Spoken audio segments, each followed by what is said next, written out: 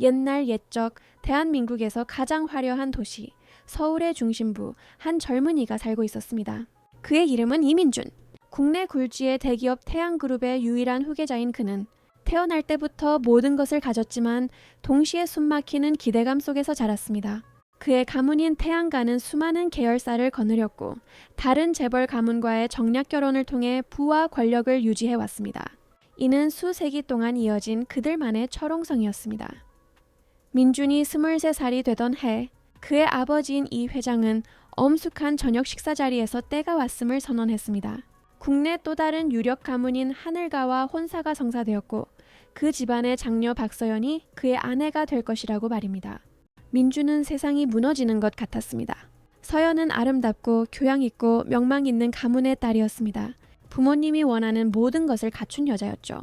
하지만 민준은 그녀를 사랑하지 않았습니다. 그리고 몇 번의 짧은 만남을 통해 서연 역시 같은 마음이라는 것을 알게 되었습니다. 그녀는 눈물을 흘리며 다른 남자를 사랑한다고 고백했습니다. 바로 자신의 집에서 일하는 가난하지만 순수한 마음을 가진 정원사 김지훈을 말입니다. 결혼식은 서울에서 전례 없는 규모로 준비되었습니다. 최고급 호텔의 연회장은 희귀한 수입 난초와 거대한 크리스탈 샹들리에로 장식되었습니다. 정재계 인사들과 유명 연예인 등 500명의 하객이 초청되었습니다. 서연의 웨딩드레스는 파리의 유명 디자이너가 제작한 것으로 그 가격은 상상을 초월했습니다. 하지만 이 모든 화려함 뒤에는 산산조각난 두 개의 마음이 있었습니다. 운명의 날이 밝았습니다. 웅장한 웨딩 마치가 장엄한 홀에 울려 퍼졌습니다. 서연은 마치 세상의 모든 짐을 짊어진 듯한 표정으로 버진 로드를 걸었습니다. 민준은 재단에서 체념한 얼굴로 그녀를 기다렸습니다. 주례사가 예식을 시작했고 그의 말들은 마치 슬로우 모션처럼 느리게 들렸습니다. 결정적인 순간이 다가왔습니다. 주례사가 물었습니다. 신랑 이민준 군은 신부 박서연 양을 아내로 맞이하겠습니까? 숨 막히는 정적이 흘렀습니다. 민준은 서연을 바라보았습니다. 그녀의 눈에 담긴 절망을 보았고 이내 앞줄에서 초조하게 기다리는 부모님을 보았습니다. 그 순간 그의 내면에서 무언가가 부서졌습니다. 아니 어쩌면 마침내 해방되었는지도 모릅니다. 아니요. 그의 목소리는 천둥처럼 홀 전체를 울렸습니다. 비명, 웅성거림, 몇몇 사모님들은 충격에 쓰러지기까지 했습니다. 이 회장의 얼굴은 분노로 시뻘겋게 달아올랐습니다. 서연은 민준의 용기에 힘입어 자신 또한 목소리를 냈습니다. 저도 싫습니다. 제게는 사랑하는 사람이 있어요. 정원사 지훈 씨를 사랑해요. 저는 그 사람과 함께 살고 싶습니다.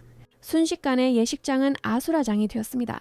서연의 어머니는 그런 비천한 출신의 남자와는 미래가 없다며 악을 썼습니다. 하지만 서연은 안도와 결심의 눈물을 흘리며 면사포를 벗어던지고 부케를 내팽개친 채 홀 밖으로 달려나갔습니다. 그곳에는 낡은 차 안에서 그녀를 기다리는 지훈이 있었습니다. 두 사람은 거칠애 뿐인 삶을 뒤로하고 함께 떠났습니다. 홀로 재단에 남은 민준은 아버지의 불호령과 마주해야 했습니다. 내가 우리 가문의 얼굴에 먹칠을 했어. 아닙니다, 아버지. 저는 제 자신에게 떳떳해지고 싶었습니다. 제 이름이 아니라 제 실력으로 제 길을 개척하고 싶습니다. 그렇다면 나가거라. 넌 이제 내 아들이 아니다. 민준은 턱시도 재킷을 벗어 아버지에게 건네고는 꼿꼿이 고개를 든 채 걸어 나갔습니다. 집안에서 사랑을 위해 결혼했다는 이유로 별종 취급받던 고모. 김 이사님만이 유일하게 그를 따라 나서며 자신의 소박한 집을 내주었습니다. 15년 후 시간은 모든 것을 바꾸며 거침없이 흘러갔습니다. 38살이 된 민준은 과거의 모습을 찾아볼 수 없을 만큼 변해 있었습니다. 다부진 체격과 남성적인 매력은 여전했지만 그에게서는 스스로 성공을 이룬 자의 아우라가 뿜어져 나왔습니다. 명문대를 우등으로 졸업한 그는 맨손으로 시작해 거대한 IT 제국을 건설했습니다. 그의 기술 회사는 시장의 혁명을 일으켰고 이민준이라는 이름은 곧 혁신과 신뢰의 상징이 되었습니다. 아이러니하게도 태양그룹은 몇 년 전 부실 경영과 비리 스캔들로 몰락한 뒤였습니다. 민준은 원망 없이 조용히 늙은 아버지를 도우며 진정한 힘은 용서에 있음을 증명했습니다. 그러던 어느 자선 행사에서 민준은 한 여자를 만났습니다. 그녀의 이름은 최유라. 그녀가 연회장에 들어서는 순간 모든 조명이 그녀를 따르는 듯 했습니다. 몸에 딱 붙는 붉은 드레스, 완벽한 메이크업, 시선을 끌기 위해 계산된 몸짓. 수많은 미인대회 수상 경력을 가진 유라는 남자들의 고개를 돌리게 하고 여자들의 질투를 자아내는 존재감을 가졌습니다. 저 사람이 바로 이민준이야. 그녀의 어머니 윤 여사가 귓가에 속삭였습니다. 미혼의 억만장자. 우리에게 필요한 바로 그 남자지. 모녀는 마치 교활한 두 마리의 뱀과 같았습니다. 몰락한 가문의 체면을 유지하며 살아온 그들은 부유한 남자들을 신분 상승의 기회로만 여겼습니다. 유라는 남자를 유혹하는 기술을 완벽하게 연마했습니다. 언제 웃어야 하는지, 어떻게 남자의 팔을 스쳐야 하는지, 어떤 슬픈 이야기로 보호 본능을 자극해야 하는지를 정확히 알고 있었습니다. 접근은 외과 수술처럼 정교했습니다. 유라는 우연히 민준과 부딪히며 그의 턱시도에 샴페인을 쏟았습니다. 과장된 사과와 얼룩을 닦아주는 척하는 미묘한 스킨십으로 그녀는 미끼를 던졌습니다. 수년간 일에만 몰두해 외로웠던 민준은 그 미끼를 물고 말았습니다. 그들의 연애는 카메라를 위한 쇼였습니다. 유라는 모든 사교 행사에 민준과 함께 나타나 SNS에 사진을 올리고 연애 매체에 가십거리를 흘렸습니다. 그녀에게 그것은 사랑이 아닌 투자였습니다. 하지만 그 모든 것을 어둠 속에서 지켜보는 이가 있었습니다. 유라의 사촌 강하나. 그녀는 모든 면에서 유라와 정반대였습니다. 유라가 사치스러울 때 하나는 소박했고 유라가 잔인할 때 하나는 다정했습니다.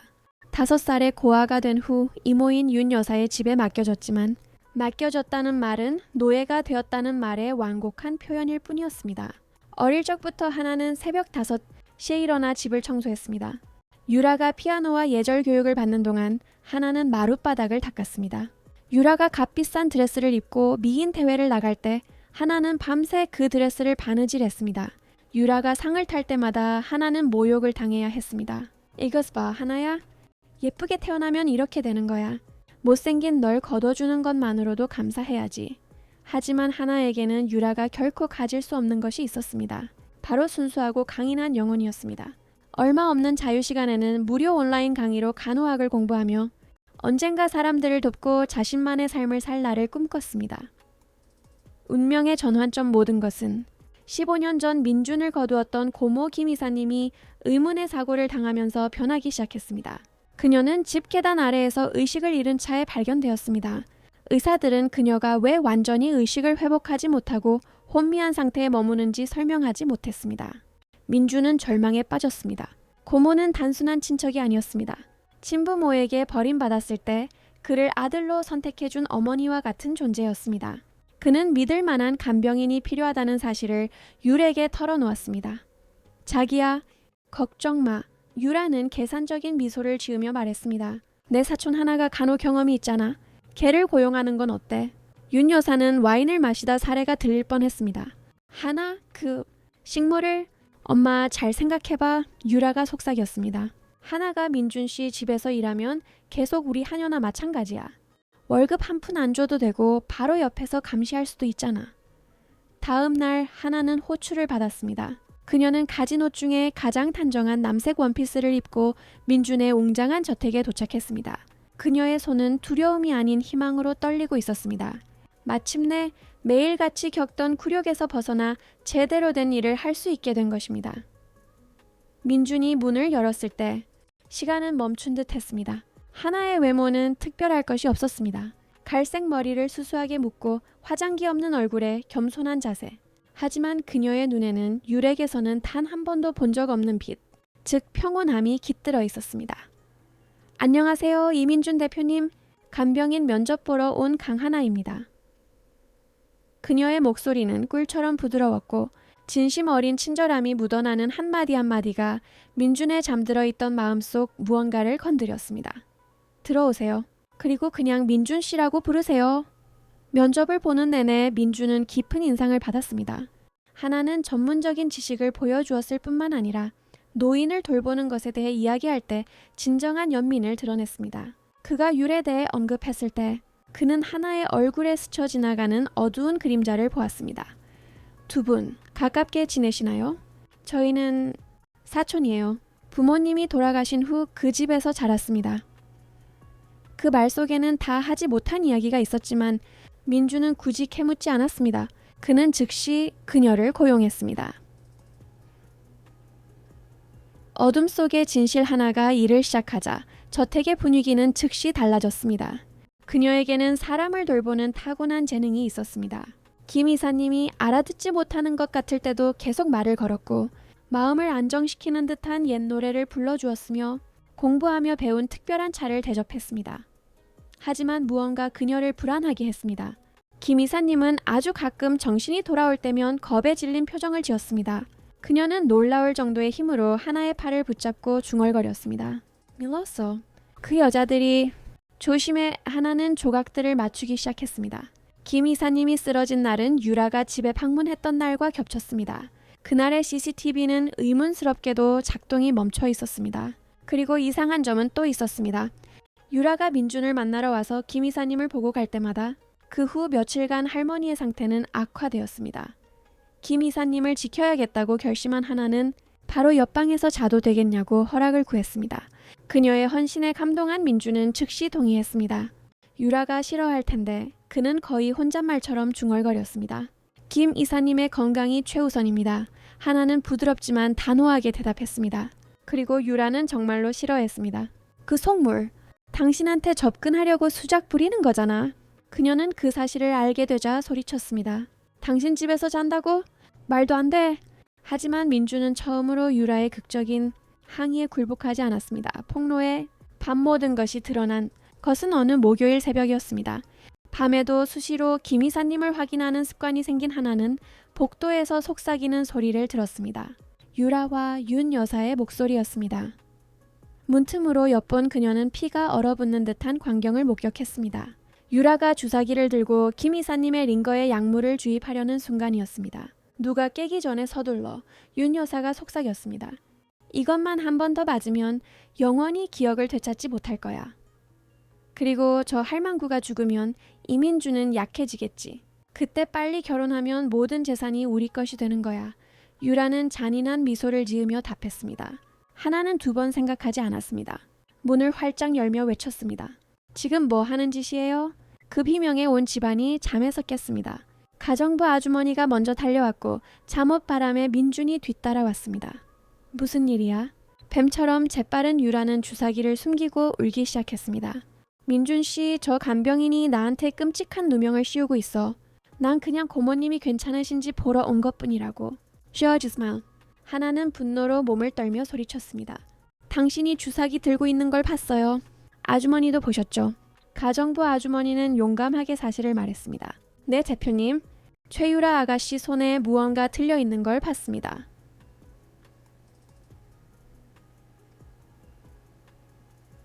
윤 여사는 상황을 수습하려 비타민 병을 내밀었습니다. 너희들 미쳤니? 이건 의사가 처방해준 영양제일 뿐이야. 민주는 병을 받아 확인했습니다. 정말로 비타민이었습니다. 그는 깊은 한숨을 내쉬었습니다. 하나씨, 걱정하는 마음은 알겠지만 증거 없이 사람을 의심하면 안 됩니다. 하나는 발밑이 꺼지는 것 같았습니다. 또다시 유라가 상황을 조작한 것입니다. 하지만 바로 그때 예상치 못한 일이 일어났습니다. 모두가 잠들어 있다고 생각했던 김 이사님이 눈을 뜬 것입니다. 그리고 몇 달 만에 처음으로 그녀의 눈빛은 완전히 또렷했습니다. 민준아, 그녀의 목소리는 약했지만 분명했습니다. 할말리, 이딴다. 모두가 침대 곁으로 다가갔습니다. 김 이사님은 힘겹게 몸을 일으켰습니다. 그녀의 눈은 무서운 기세로 유에게 고정되었습니다. 너였어. 네가 날 계단에서 밀었지. 이제 전부 다 기억나. 너랑 내 엄마. 너희들은 내가 몇 년 전 박서연과의 가짜 결혼 사기극을 알아냈다는 이유로 날 죽이려 했어. 그 편지도 너희들이 조작한 거였지. 무덤 같은 침묵이 흘렀습니다. 민준의 얼굴은 새하얗게 질렸습니다. 네? 무슨 편지요? 서연이가 널 경멸한다고 생각하게 만든 그 편지 말이다, 아들아. 그 결혼을 망친 편지. 결혼식 날 아침, 쟤들이 그걸 써서 서연이에게 전달했어. 그래서 서연이도 아니요라고 대답한 거야. 네가 자기를 미워한다고 생각했으니까. 그 폭로는 폭탄과도 같았습니다. 유라는 도망치려 했지만 가정부 아주머니가 문을 막아섰습니다. 윤 여사는 모든 것이 거짓말이며 김 이사님이 헛소리를 하는 것이라고 소리치기 시작했습니다. 그만! 민주는 모두를 멈추게 하는 위험으로 소리쳤습니다. 경찰 불러요. 당장 최후의 가면 경찰을 기다리는 동안 더 많은 진실이 밝혀졌습니다. 마치 그 순간에 아드레날린이 마음속 마지막 장벽을 허문 것처럼 완전히 회복된 김 이사님은 모든 것을 털어놓았습니다. 유라와 윤 여사는 그 도시에서 사기 행각으로 악명이 높았습니다. 그들은 이미 새 가문을 파멸시켰고 항상 부유하고 외로운 남성들을 노렸습니다. 그들은 민준의 파혼 사실을 알아내고 자선 행사에서의 우연한 만남을 모두 계획했던 것입니다. 내가 이 모든 걸 조사했단다. 김 이사님이 설명했습니다. 그날 제들을 찾아가 따졌지. 그러자 유라가 날 밀었고 그 후로는 매주 찾아와 문병을 핑계로 내게 약물을 주사해서 정신을 혼미하게 만들었던 거야. 모든 것이 끝났다고 직감한 유라는 마지막 카드를 던졌습니다. 그녀는 민준의 발치에 무릎을 꿇고 완벽했던 화장을 망가뜨리며 거짓 눈물을 흘렸습니다. 민준 씨, 제발 이런 말 믿으면 안 돼요. 사랑해요. 언제나 당신을 사랑했어요. 이건 전부 강한 아가 꾸민 짓이야. 쟤는 항상 날 질투했고 내가 가진 모든 걸 뺏고 싶어 했다고. 민준은 경멸의 눈빛으로 그녀를 쳐다보았습니다. 이 순간까지도 넌 거짓말을 하는구나. 그는 구석에서 조용히 진짜 눈물을 흘리고 있는 하나에게로 돌아섰습니다. 하나 씨 미안해요. 내가 진작 알아보지 못해서 당신을 의심해서 미안합니다. 하나는 그저 고개를 저었습니다. 용서받으실 일 없어요, 대표님. 알 수 없으셨잖아요. 이제 대표님이라고 부르지 말아요. 그는 부드럽게 그녀에게 다가가며 말했습니다. 당신은 우리 고모님의 생명을 구했어요. 이 방에서 고모님을 제외하고 유일하게 진실한 사람은 당신뿐입니다. 경찰이 도착했습니다. 수사 결과 가짜 은행 계좌, 다른 사기 사건들, 심지어 몇 년 전의 미해결 독살 사건까지 더 많은 추악한 진실들이 드러났습니다. 유라와 윤 여사는 체포되었고 수십 년의 징역형에 처해졌습니다. 폐허 속에서 피어난 사랑집이 마침내 평화를 되찾자 깊은 변화가 일어났습니다. 김 이사님은 예전처럼 총명한 정신을 완전히 되찾았습니다. 하나는 계속해서 그녀를 돌봤지만 이제는 하녀가 아닌 존경받는 간호사로 쓰였습니다. 민주는 비로소 하나를 제대로 보기 시작했습니다. 꾸밈없는 자연스러운 아름다움뿐만 아니라 그 모든 고통을 겪고도 사랑할 줄 아는 그녀의 강인함, 존엄성, 그리고 능력을 말입니다. 그는 그녀가 고모님과 대화하고 옛날 이야기에 웃고 그토록 정성스럽게 특별한 차를 준비하는 모습을 지켜보았습니다.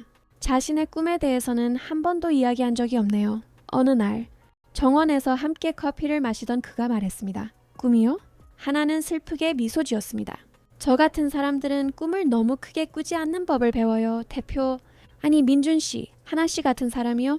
에와 시그모, 보이지 않는 사람이요. 민준은 그녀의 손을 잡아 그녀를 놀라게 했습니다.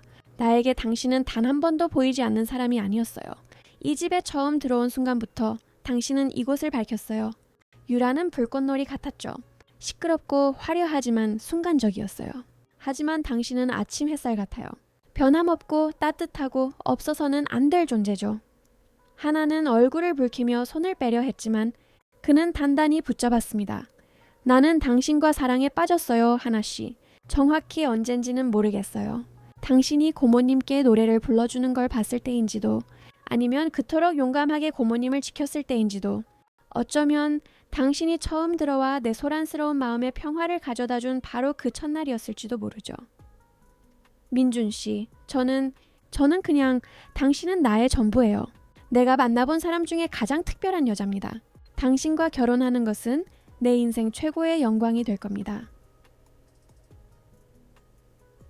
꿈의 결혼식 그의 청혼은 소박하고 진실했으며 완벽했습니다. 불꽃놀이나 거창한 이벤트는 없었습니다. 그저 두 영혼이 서로에게서 안식처를 발견했을 뿐입니다. 약혼 소식이 발표되자 상류사회는 발칵 뒤집혔습니다. 최고의 신랑감인 이민준 대표가 어떻게 전직 가사 도우미와 결혼할 수 있냐는 것이었죠. 하지만 두 사람을 제대로 아는 이들은 진실을 보았습니다. 상호 존중과 감탄 위에 세워진 순수한 사랑을 말입니다. 하나는 간소한 결혼식을 원했지만 민주는 그녀가 단 한 번도 누려보지 못한 것, 즉 공주가 되는 하루를 선물하고 싶었습니다. 그들은 타협점을 찾았습니다. 정말로 소중한 사람들만 초대하여 우아하지만 소규모의 결혼식을 올리기로 한 것입니다. 결혼식 당일, 하나는 소박한 레이스 드레스를 입고 눈부시게 빛났습니다. 부드러운 웨이브의 머리와 자연스러운 메이크업은 그녀 본연의 아름다움을 더욱 돋보이게 했습니다. 그녀가 제단을 향해 걸어올 때 민주는 눈물을 참아야 했습니다. 정말 아름다워. 그는 그녀가 곁에 오자 속삭였습니다. 울고 있네요. 그녀가 그의 얼굴을 부드럽게 어루만지며 대답했습니다. 기쁨의 눈물이야.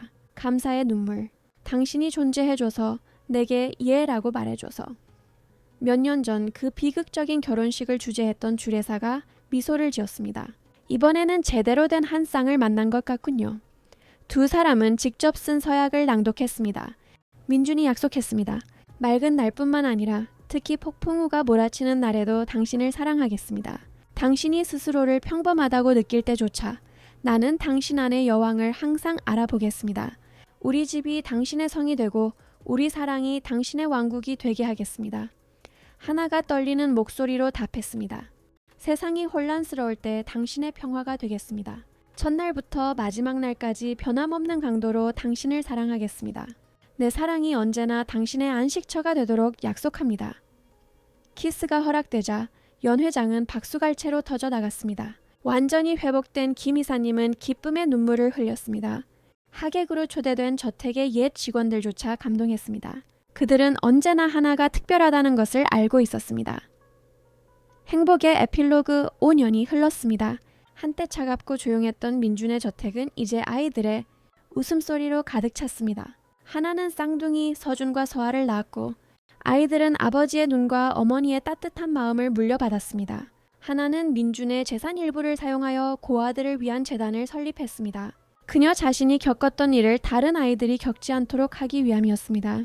그녀는 직접 보육시설을 감독하며 모든 아이들이 사랑과 존엄 속에서 자랄 수 있도록 했습니다.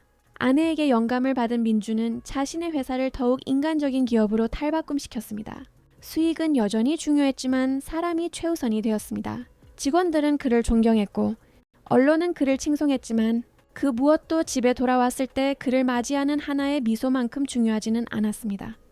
어느 날 밤 아이들을 재우고 난 후 민주는 뒤에서 하나를 껴안으며 잠든 아이들을 바라보았습니다. 무슨 생각해요? 그녀가 물었습니다. 인생이 얼마나 아이러니한지에 대해서. 정략 결혼에서 도망쳐 진정한 사랑을 찾았고 핏줄로 이어진 가족을 잃고 마음으로 이어진 가족을 얻었잖아. 저는요? 하나가 그의 품에서 돌아섰습니다. 수년간 노예처럼 취급받다가 결국 여왕이 되었어요. 최유라가 원했던 방식, 즉 왕관과 왕홀이 있는 여왕이 아니라 세상에서 유일하게 중요한 왕국, 바로 당신 마음의 여왕이요. 우리 마음에 그가 정정했습니다. 우리 가족, 우리의 영원. 복도에서 김 이사님은 미소를 지으며 그 부부를 바라보았습니다. 그녀는 해피엔딩이 얼마나 드문 것인지 알 만큼 충분히 오래 살았습니다. 하지만 한때 그토록 많은 고통을 목격했던 이 집에서 마침내 사랑이 승리한 것입니다. 최율에 대한 소식은 간간히 들려왔습니다. 그녀는 15년형을 선고받았습니다. 한때 그녀의 가장 큰 무기였던 아름다움은 차가운 감옥 안에서 시들어버렸습니다. 공범이었던 윤 여사는 10년형을 받았습니다. 두 사람은 서로를 탓하며 끊임없이 싸운다고 전해졌습니다.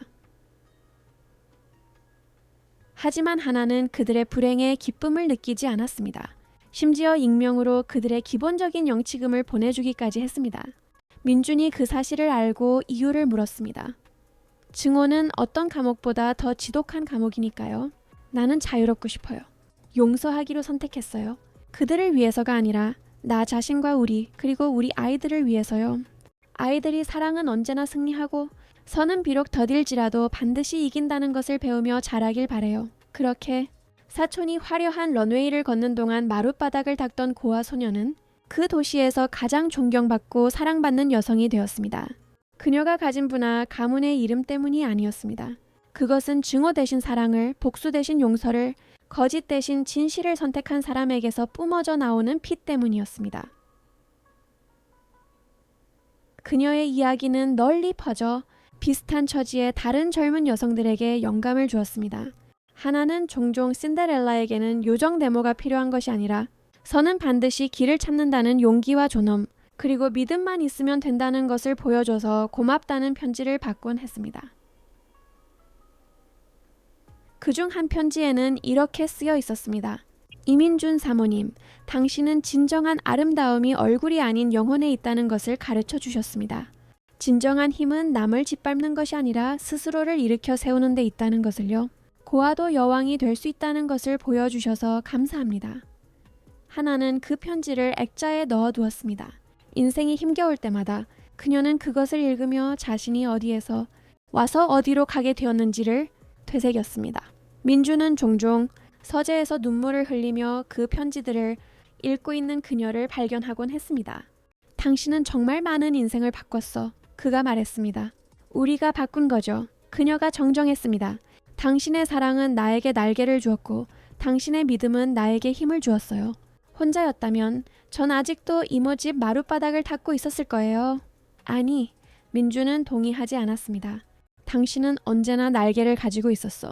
나는 단지 그 날개가 펼쳐지는 것을 볼 특권을 가졌을 뿐이야. 폭풍우가 치는 밤, 천둥 소리에 아이들이 무서워할 때면 민준과 하나는 아이들과 함께 침대에 모여 이야기를 들려주었습니다. 아이들이 가장 좋아하는 이야기는 언제나 같았습니다. 바로 정략 결혼을 거부한 왕자와 하녀로 변장한 채 여왕의 목숨을 구한 공주 이야기였습니다. 엄마, 이 이야기 진짜야. 어린 서아가 언제나 물었습니다. 가장 좋은 이야기는 언제나 진짜란다, 우리 아가. 진정한 사랑이 있다면 인생은 동화가 되거든. 그렇게 배신과 거짓을 목격했던 저택에는 이제 오직 사랑과 진실, 그리고 결국 선이 항상 이긴다는 확신만이 가득했습니다. 왜냐하면 그것이 가장 위대한 진리이기 때문입니다. 진정한 사랑은 사회적 계급을 알지 못하고 피상적인 아름다움에 굴복하지 않으며 돈으로 살 수 없습니다. 진정한 사랑은 얼굴이 아닌 영혼을 보고 지갑이 아닌 인격을 존중하기 때문입니다. 그리고 운명이 두 영혼을 하나로 묶을 때 그들의 행복은 이 세상의 어떤 최유라도 막을 수 없는 힘이 됩니다. 결국 우리에게 상처를 준 사람들에 대한 가장 큰 복수는 증오가 아닌 행복입니다. 그리고 하나와 민주는 매일 사랑의 행동을 하나씩 쌓아가며 그 진실을 몸소 증명하는 살아있는 증거였습니다. 새로운 장태양가의 저택은 완벽한 행복의 성역으로 변모했지만 운명은 진실과 극복 위에 세워진 그 사랑의 힘을 시험할 또 다른 놀라움을 준비하고 있었습니다. 어느 가을 아침, 가족의 단란한 아침 식사를 방해하며 초인종이 집요하게 울렸습니다. 민주는 집에 있을 때면 늘 그랬듯 직접 문을 열었습니다. 문 밖에는 낡았지만 깨끗한 정장을 입은 중년 남성이 서류 가방을 초조하게 붙들고 서 있었습니다. 그의 눈빛은 이상하게 낯이 익었습니다. 이민준 대표님, 강하나 여사님과 할 이야기가 있습니다. 그분의 과거, 부모님에 대한 이야기입니다. 자신의 이름이 불리는 것을 듣고 다가온 하나는 다리가 후들거리는 것을 느꼈습니다. 지난 수년 동안 5살 때 사고로 돌아가셨다는 막연한 정보 외에 그녀의 부모님에 대해 언급한 사람은 아무도 없었습니다. 저는 사립탐정 로드리고 페르난데스라고 합니다. 지난 20년간 강민혁 검사님과 이수진 여사님의 따님을 찾아다녔습니다. 강하나 여사님, 당신의 부모님은 사고로 돌아가신 게 아닙니다. 살해당하셨습니다. 이어지는 침묵을 깬 것은 하나의 손에서 미끄러져 대리석 바닥에 산산조각난 찻잔 소리뿐이었습니다. 민주는 즉시 그녀를 부축해 거실 소파로 이끌었습니다. 정원에서 쌍둥이와 놀아주던 김 이사님은 심상치 않은 분위기를 감지하고 아이들을 장난감 방으로 데려갔습니다. 로드리고는 떨리는 손으로 서류 가방을 열어 낡은 사진과 서류, 신문 스크랩을 꺼냈습니다. 특히 한 사진은 하나의 흐느낌을 터뜨리게 했습니다. 바로 젊고 환하게 웃는 그녀의 부모님이 갓난아기인 자신을 안고 있는 사진이었습니다. 아버님은 부패를 용납하지 않는 검사셨습니다. 당시 도시의 유력 가문들이 연루된 거대한 권력형 비리 네트워크를 수사하고 계셨죠. 그 중에는 하늘가와 은성가도 있었습니다. 당신의 이모인 윤, 여사와 10년 전에 죽은 그녀의 남편이 그 계획의 중심에 있었습니다. 하나는 세상이 빙빙 도는 것 같았습니다. 이제야 모든 것이 이해되었습니다. 윤 여사의 이유 없는 증오, 끊임없는 학대, 은혜를 잊지 말라며 항상 상기시키던 그 태도까지. 그들이 교통사고를 계획했습니다. 정비사를 매수해 브레이크를 조작했죠. 부모님은 비밀리에 증언하러 가시던 길이었습니다. 당신은 그날 유치원에 있었기에 살아남을 수 있었습니다. 윤 여사는 사람들의 눈을 속이고 무엇보다 당신이 절대 진실을 알지 못하게 하려고 당신을 거둔 것입니다. 민주는 분노로 굳은 얼굴로 하나의 손을 꽉 잡았습니다. 어떻게 이 모든 것을 알고 계시면서 왜 이제야 나타나신 겁니까? 로드리고는 그의 생각을 읽은 듯 했습니다. 저는 강민혁 검사님의 파트너였습니다. 하나 여사님. 사고 당일 저도 협박을 받았습니다. 계속하면 제 가족을 죽이겠다고요. 저는 비겁했습니다. 어린 딸이 있었죠. 시골로 도망쳐 이름도 바꾸고 숨어 살았습니다. 하지만 죄책감이 수년간 저를 갉아먹었습니다. 윤 여사가 체포되었다는 소식을 듣고 신문에서 당신의 이야기를 읽었을 때 이제는 진실을 말해야 할 때라고 생각했습니다. 그는 서류 가방에서 또 다른 문서를 꺼냈습니다. 이것이 아버님의 수사 원본 보고서입니다. 이름, 계좌, 증거들 전부 보관하고 있었습니다. 연루된 자들 중 다수는 죽거나 다른 범죄로 수감되었지만 몇몇은 여전히 피로 쌓아 올린 호화로운 삶을 살고 있습니다. 하나는 벌떡 일어나 창가로 걸어갔습니다. 밖에서는 아이들이 다시 정원으로 나와 괴물 흉내를 내는 김 이사님을 피해 웃으며 도망 다니고 있었습니다. 저토록 순수하고 깨끗한 아이들, 자신의 인생 전체가 상상했던 것보다 더 큰 거짓말이었다는 정보를 어떻게 감당해야 할까요? 그들은 내가 자신들이 죽인 사람들의 딸이라는 걸 알고 있었던 거야. 하나가 거의 속삭이듯 말했습니다. 그래서 그렇게 날 학대한 거야. 그건 단순한 잔인함이 아니었어. 복수였어. 무고한 아이를 향한 복수. 로드리고는 부끄러운 듯 고개를 숙였습니다. 제가 더 일찍 당신을 찾았어야 했습니다.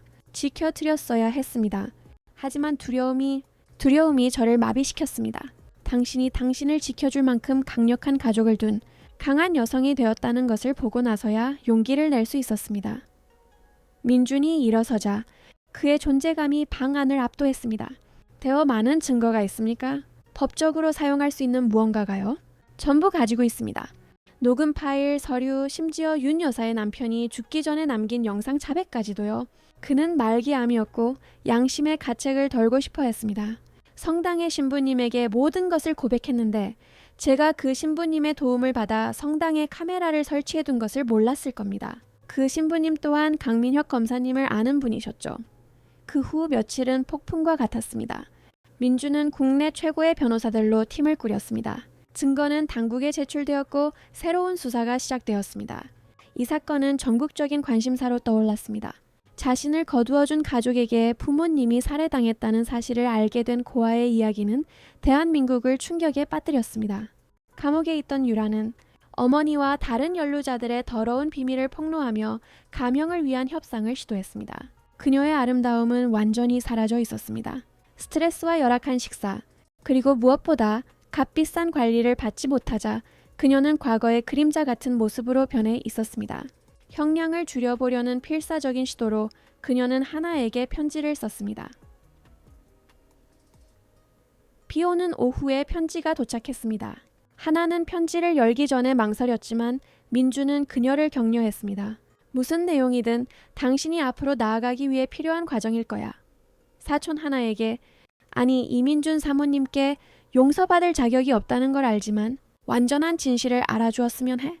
나는 어릴 적부터 엄마에게 네 부모님 때문에 우리 집이 망했다고, 그 수사가 아니었다면 우리는 여전히 부유하고 존경받았을 거라고 들으며 자랐어. 나는 어릴 때부터 그 증오에 중독되어 있었어. 하지만 그게 다가 아니야. 나는 네가 두려웠어. 그 모든 학대 속에서도 네가 나보다 더 빛날까봐 두려웠어. 그리고 너는 빛났어. 하나야. 너의 선함은 나의 추악함을 비추는 거울 같았어. 그래서 널 깎아내리고 굴욕을 줘야만 했어. 마음 깊은 곳에서는 언제나 네가 나보다 나은 사람이라는 걸 알고 있었으니까. 엄마가 김 이사님을 해치려는 계획을 알았을 때 말리려고 했어. 하지만 엄마는 그게 우리가 위장된 가난에서 벗어날 유일한 기회라고 말했어. 그래, 하나야. 우리는 몇 년 전부터 파산 상태였어. 그 모든 비싼 드레스와 보석들은 다 빌리거나 사채업자에게 빌린 돈으로 산 거였어. 우리는 절박했어. 용서를 구하는 게 아니야. 그럴 자격이 없다는 걸 알아. 하지만 네가 알던 그 괴물도 한때는 피해자였다는 걸 알아주었으면 했어. 내가 한 짓을 정당화할 수는 없지만 설명은 될 테니까 행복하길 바라. 진심으로 행복하길. 아이러니하게도 너는 내가 그토록 원한다고 떠들었던 모든 것을 가졌네. 진정한 사랑, 가족, 존중. 모든 것을 손에 쥐고 있던 나는 내 자신의 행동으로 모든 것을 잃었는데 말이야. 최유라 하나는 조심스럽게 편지를 접었고 눈물이 조용히 흘러내렸습니다. 민주는 그 모든 폭로의 무게를 그녀가 울음으로 쏟아낼 수 있도록 그녀를 가만히 안아주었습니다. 수사는 빠르게 진행되었습니다. 도시에서 가장 존경받던 몇몇 가문을 포함해 더 많은 집안이 연루되었습니다. 스캔들은 걷잡을 수 없이 커졌습니다. 재산은 몰수되었고 계좌는 동결되었으며 명성은 땅에 떨어졌습니다.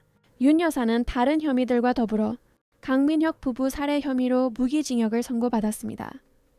재판 과정에서 놀라운 일이 일어났습니다. 몇 년 전 민준과의 결혼식에서 도망쳤던 바로 그 박서연이 증인으로 출석한 것입니다. 그녀는 지훈과 세 아이들과 함께 살던 해외에서 돌아왔습니다. 그녀의 증언은 파괴적이었습니다. 그녀는 조작된 편지의 존재를 확인했고 결혼 준비 과정에서 윤 여사와 자신의 어머니가 나누던 조작 계획에 대한 대화를 밝혔으며 심지어 두 여자가 사기극이 성공한 후 어떻게 돈을 나눌지 논의하는 내용을 몰래 녹음한 음성 파일까지 제출했습니다. 재판이 끝난 후 서연은 민준과 하나를 찾아왔습니다. 그녀는 더 성숙하고 자신감 있는 모습으로 변해 있었습니다. 그녀 곁에는 소박하지만 강한 존재감을 가진 지훈이 함께였습니다. 민준 씨, 하나 씨 꼭 이렇게 해야만 했어요. 정의를 위해서뿐만 아니라 제 자신을 위해서요. 지난 수년간 제가 민준 씨의 인생을 망쳤다는 죄책감을 가지고 살았어요. 이제 보니 그 일이 우리 두 사람 모두에게 일어난 최고의 일이었네요. 그녀는 진심 어린 감탄의 눈빛으로 하나를 바라보았습니다. 당신은 정말 대단한 사람이에요. 당신의 재단과 고아들을 위한 활동에 대해 읽었어요. 지훈 씨와 저도 기여하고 싶어요. 가진 것은 많지 않지만 그이가 시작한 조경회사가 꽤 잘 되고 있거든요. 그 만남을 계기로 예상치 못한 우정이 싹 텄습니다. 두 부부는 정기적으로 만나기 시작했습니다. 서연의 아이들과 서준, 서아는 함께 어울려 놀았습니다. 마치 우주가 가장 어두운 실들조차도 최종적인 그림을 완성하기 위해 필요한 복잡한 테피스트리를 엮어낸 것 같았습니다. 모든 사실이 밝혀진 지 6개월 후 하나는 모두를 놀라게 한 결정을 내렸습니다. 그녀는 윤 여사의 지시로 훼손되고 버려졌던 부모님의 묘를 찾아가고 싶어 했습니다. 민주는 팀을 동원해 묘지를 완전히 복원하여 아름다운 추모 공간으로 만들었습니다. 방문 당일 놀라운 광경이 기다리고 있었습니다. 수십 명의 사람들이 묘지에 모여 있었습니다. 그들은 강민혁 검사의 옛 동료들, 그가 검사로서 도왔던 사람들, 그의 노력 덕분에 정의를 찾은 가족들이었습니다. 모두가 그의 기억을 기리고 그의 딸을 지지하기 위해 그곳에 모인 것입니다. 지팡이에 의지한 한 노인이 다가왔습니다. 강하나 여사님, 당신의 아버지는 억울한 누명을 쓴 채 아들을 구해주셨습니다. 모두가 원하는 쉬운 길을 갈 수도 있었지만 그는 끝까지 수사해서 아들의 무죄를 증명해 주셨죠. 제 아들은 지금 의사가 되어 가정을 꾸렸습니다. 전부 강민혁 검사님 덕분입니다. 이야기는 꼬리에 꼬리를 물고 이어졌습니다. 하나는 자신의 부모님이 많은 사람들에게 영웅이었다는 것을 알게 되었습니다. 그들의 유산이 그들이 만졌던 삶들을 통해 살아남았다는 것을요. 탐정 로드리고는 특별한 것을 가져왔습니다. 강민혁 검사가 그녀가 18살이 되면 전해주라는 지시와 함께 사무실에 남겨둔 상자였습니다. 그 안에는 부모님이 수년간 딸을 위해 쓴 편지들이 들어있었습니다. 각 나이대의 딸의 모습을 상상하며 쓴 편지들이었습니다. 하나는 떨리지만 단호한 목소리로 편지를 소리내어 읽었습니다. 어머니는 그녀에 대한 꿈, 그녀가 어떤 여성으로 성장하기를 바라는지에 대해 썼습니다. 아버지는 정의에 대해, 그것이 어려울 때조차도 옳은 일을 하는 것에 대해 이야기했습니다. 사고 불과 일주일 전에 쓰인 마지막 편지 중 하나에 강민혁 검사는 예언과도 같은 글을 남겼습니다. 사랑하는 내 딸 하나에게, 만약 네가 이 편지를 읽고 있다면 우리에게 무슨 일이 생겼다는 뜻이겠지. 우리가 하는 일이 위험하지만 꼭 필요한 일이라는 것을 알아주렴. 만약 우리가 널 지켜주지 못하게 되더라도 강해져야 한다. 내 혈관에 흐르는 피는 불의에 굴복하지 않는 투사들의 피란다. 하지만 이것만은 항상 기억하렴. 가장 위대한 승리는 적을 물리치는 것이 아니라 그들처럼 되지 않는 것이란다. 내 마음을 순수하게 지켜라, 내 딸아. 사랑은 언제나 증오를 이기고 빛은 언제나 어둠을 이긴단다. 아빠가 그날 밤. 하나와 민주는 미래에 대해 오랫동안 이야기했습니다.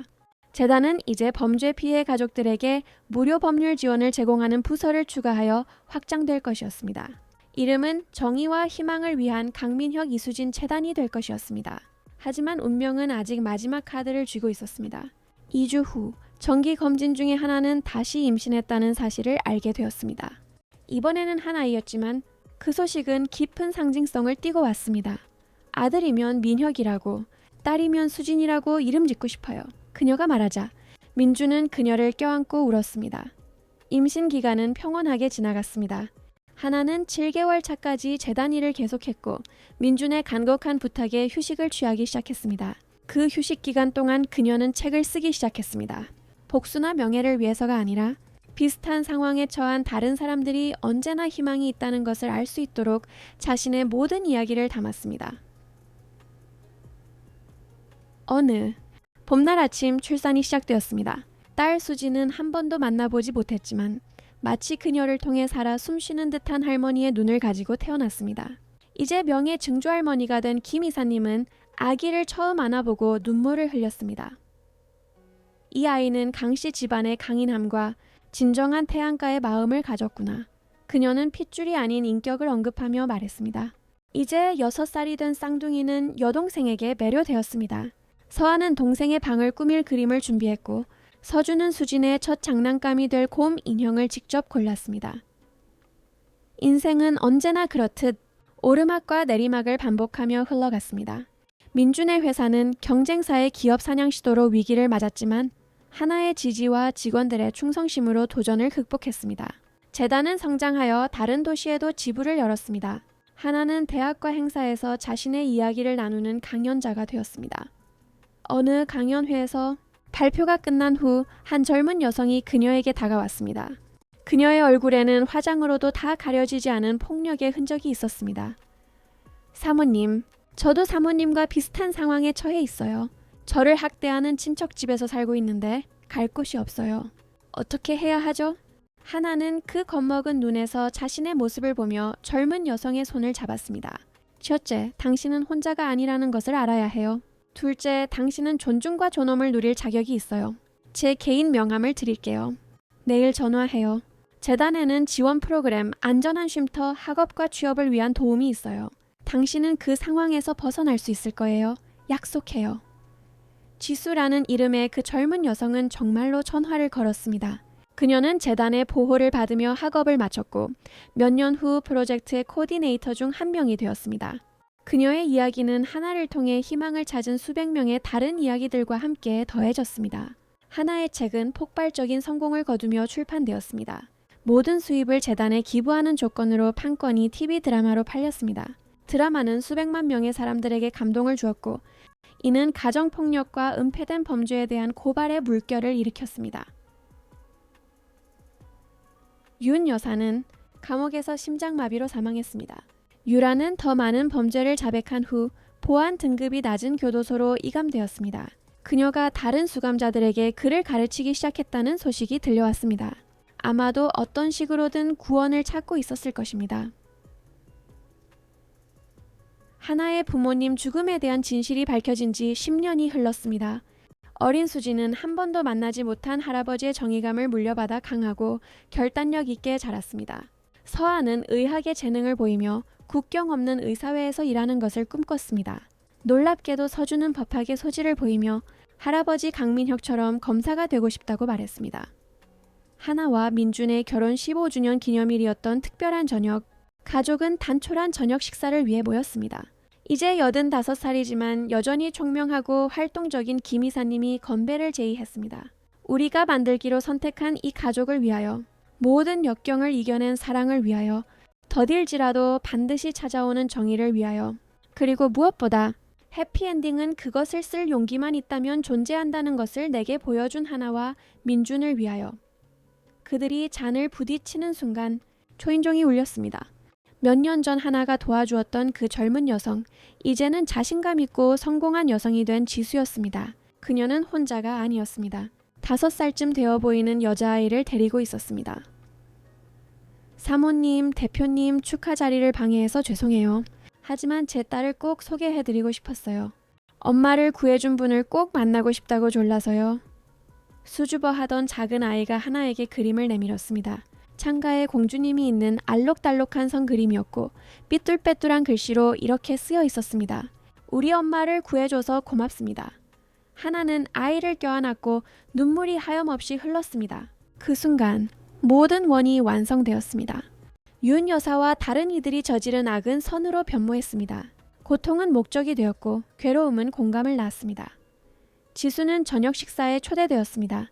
그들이 먹고 이야기하고 웃는 동안 민주는 자신의 확장된 가족을 바라보았습니다. 빛나는 아내, 건강한 아이들, 행복한 고모, 그리고 가족이 된 친구들. 그는 운명적인 그날 재단에서 아니오라고 말했던 순간, 편애 대신 진실을 선택했던 순간을 떠올렸습니다. 하나는 그의 생각에 잠긴 눈빛을 알아채고 속삭였습니다. 무슨 생각해요? 우리가 틀린 것에 아니오라고 말하는 모든 순간이 옳은 것을 위한 예가 된다는 생각. 나는 가짜 결혼에 아니오라고 말하고 당신을 만나는 것에 예라고 했어요. 당신은 증오에 아니오라고 말하고 사랑에 예라고 했죠. 우리의 부모님들은 각기 다른 방식으로 우리를 실망시켰을지 모르지만 우리는 그 고리를 끊어내고 있어요. 그리고 악순환의 고리를 끊는 것은 바로 그들이 매일 하고 있는 일이었습니다. 재단에 들어온 모든 아이들, 기회를 얻은 모든 젊은이들, 모든 극복의 이야기는 악을 영속시키려는 힘에 대한 승리였습니다. 몇 년 후 서준, 서아, 수진이 모두 성인이 되어 각자의 길을 걷고 있지만 부모님의 가치를 가슴에 품고 살아갈 때 하나와 민주는 더 작고 아늑한 집으로 이사했습니다. 웅장했던 저택은 이제 국제적인 기관이 된 재단의 본부로 바뀌었습니다. 베란다에 앉아 석양을 바라보며 그들은 종종 방문객들을 맞이했습니다. 그들의 삶이 닿았던 사람들, 하나가 겪었던 상황에서 구해져 이제는 성인이 된 아이들이었습니다. 어느 날 마지막 놀라움이 찾아왔습니다. 변호사가 서류를 들고 나타났습니다. 유라가 감옥에서 자연사했지만 유언장을 남겼다는 것입니다. 유언장에는 자신의 유해를 화장하여 마지막 편지와 함께 하나의 손에 전해달라고 적혀 있었습니다. 하나는 망설였지만 읽기로 결심했습니다. 사촌에게. 내가 이걸 받을 때쯤이면 나는 이미 떠났겠지. 나는 지난 몇 년간 내가 어떻게 그런 괴물이 되었는지 이해하려고 노력했어. 답은 간단했어. 선택. 모든 작은 잔인한 선택이 나를 더 큰 잔인함으로 이끌었어. 하지만 너는 달랐지. 증오할 모든 권리가 있었음에도 사랑을 선택했고 복수할 모든 권리가 있었음에도 용서를 선택했어. 내 유고를 간직해달라고 부탁하는 게 아니야. 하지만 그것을 아름다운 어딘가에 뿌려줘. 그곳에서 마침내 어떤 목적을 가질 수 있도록. 아마도 내가 평생 한 번도 하지 못했던 세상의 아름다움을 가져다주는 꽃을 피우는 데 도움이 될지도 모르지. 나 자신의 추함을 보여주면서도 비록 너무 늦었지만 변화가 가능하다는 것을 보여준 거울이 되어줘서 고마워. 편히 잠들길. 사촌. 네가 이겼어. 최유라 하나와 민주는 유고를 재단 정원으로 가져갔습니다. 그곳에는 모든 가정폭력 희생자들을 위한 추모 공간이 있었습니다. 그곳에 뿌려진 재는 구해진 생명을 하나하나 상징하는 수백 송이의 하얀 장미가 피어나는 흙과 섞였습니다. 결국 하나와 민준의 이야기는 도시의 전설이 되어 조금씩 변형되며 계속해서 전해졌지만 그 교훈은 언제나 같았습니다. 진정한 사랑은 계급을 알지 못하고 선함은 잔인함보다 강력하며 옳은 길을 선택하기에 너무 늦은 때란 없다는 것. 그렇게 해가 지고 첫 별이 떠오르던 그 황금빛 오후, 하나는 민준의 품에 안기며 자신들이 단순한 해피엔딩보다 더 위대한 것을 만들었다는 것을 알았습니다. 그들은 세대를 거쳐 계속해서 삶을 변화시킬 사랑의 유산을 남긴 것입니다. 끝 멘트. 유튜브 영상 마무리용. 구독자 여러분, 민준과 하나의 놀라운 여정 마음 깊이 와닿으셨나요? 이 이야기는 우리에게 진짜 동화하는 성이나 왕관에 대한 것이 아니라 용기, 존엄, 그리고 진정한 사랑에 흔들리지 않는 힘에 대한 것임을 증명합니다. 우리는 하녀처럼 취급받던 한 고아가 영혼에서 우러나오는 고귀함으로 일어서는 것을 보았고 제국을 버리고 자신의 마음에 예라고 답한 한 후계자를 보았습니다. 그들은 가진 것을 중요하게 여기는 세상에서 정말로 중요한 것은 어떤 사람인가 라는 것을 가르쳐 줍니다. 하나의 여정은 우리 모두에게 강력한 메시지를 전달합니다. 당신이 어떤 굴욕을 겪었든 어디에서 왔든 당신의 가치는 결코 폄하될 수 없으며 당신의 미래는 당신에게 상처를 준 사람들의 손에 쓰여지지 않는다는 것을요. 이제 여러분의 이야기를 듣고 싶습니다. 이 이야기에서 가장 소름 돋았던 순간은 언제였나요? 재단 위에서의 민준의 용기? 한밤중 하나의 폭로? 아니면 마지막에 그 강력한 용서의 힘이었나요? 여러분이 이 이야기에서 어떤 교훈을 얻었는지 댓글로 남겨주세요. 가장 감동적인 생각과 새로운 이야기 제안은 다음 영상이 될 수 있습니다. 더 많은 사람들이 선의 마법을 믿을 수 있도록 이 여정을 공유해주세요. 큰 안악을 보내며 다음 이야기에서 다시 만나요. 그때 우리는 다시 한번 사랑이야말로 우주에서 가장 혁명적인 힘이라는 것을 증명할 것입니다.